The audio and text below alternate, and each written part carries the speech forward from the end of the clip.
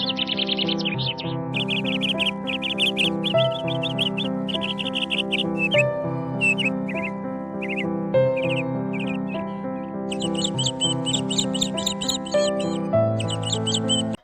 பிரியமானவர்களே, பனிமே மாதா ஜெபக்குழுவின் காலை பணித்துளி நிகழ்ச்சி வழியாக உங்களை சந்திப்பதில் மகிழ்ச்சி அடைகிறேன். இந்த தியானத்தின் கடவுள் பணித்துளிகள் ஒவ்வொரு நாளும் நம்மை நனைத்து அவர் பிரசனத்திலும் இறை வார்த்தையில் வளர்வோம், வாழ்வை வெற்றியாக்குவோம், சிந்திப்போம், வாழ்வாக்குவோம்.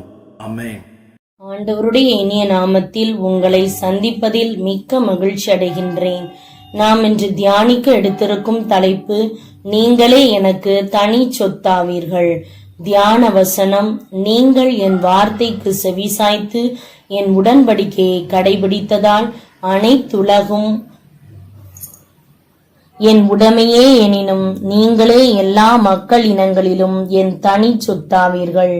விடுதலை பயணம் அதிகாரம் 19 வசனம் 5. இந்த வசனத்தின் மூலமாக கடவுள் நமக்கு உணர்த்துவதை தியானிப்போமா? கிறிஸ்துவுக்குள் பிரியமானவர்களே, ஆண்டவருக்கு விருப்பமாய் வாழ்வது எப்படி?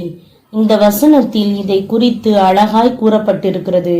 அவருடைய வார்த்தையை விவிலிய புத்தகத்தில் வாசிக்கின்றோம், பக்தர்கள் மூலமாய் கேட்கின்றோம்.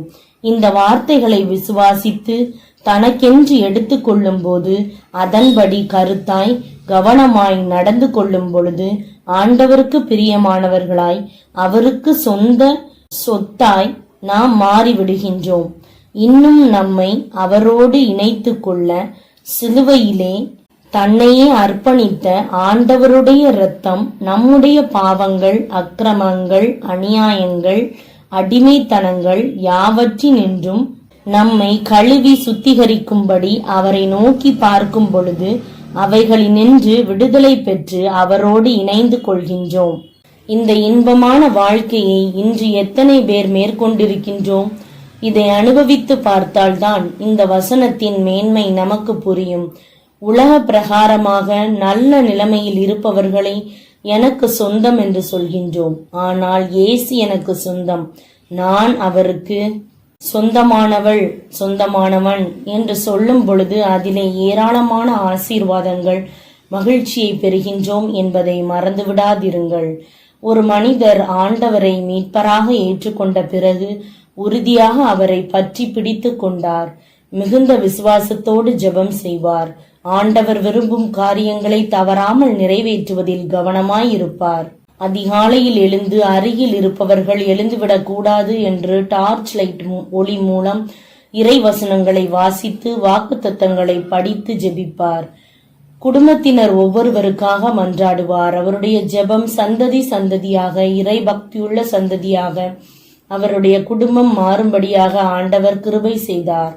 அன்பானவர்களே, இந்த விதமாக நாம் ஒவ்வொருவரும் நடந்து கொள்ளும் பொழுது நம் குடும்பத்திற்கு, நம் சொந்த வாழ்க்கைக்கு, நாம் ஆராதனை செய்யும் ஆலயத்திற்கு நம் மூலமாக எத்தனை ஆசீர்வாதம் உண்டாகும்.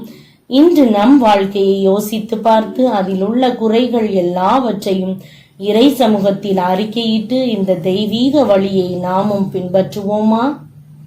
சிந்திப்போம், வாழ்வாக்குவோம். நாம் ஜெபிக்கலாமா? அன்புள்ள தெய்வமே, நான் உன் சொந்த பிள்ளையாக மாறுவதற்காக உம்மையே சிலுவையில் பலியாக அர்ப்பணித்தீரே.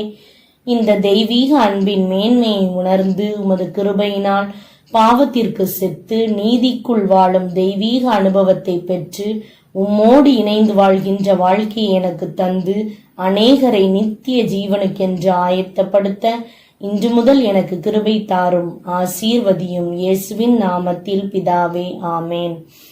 இந்த நாள் கீழ்ப்படிதலின் நாளாய் அமைவதாக. Praise the Lord.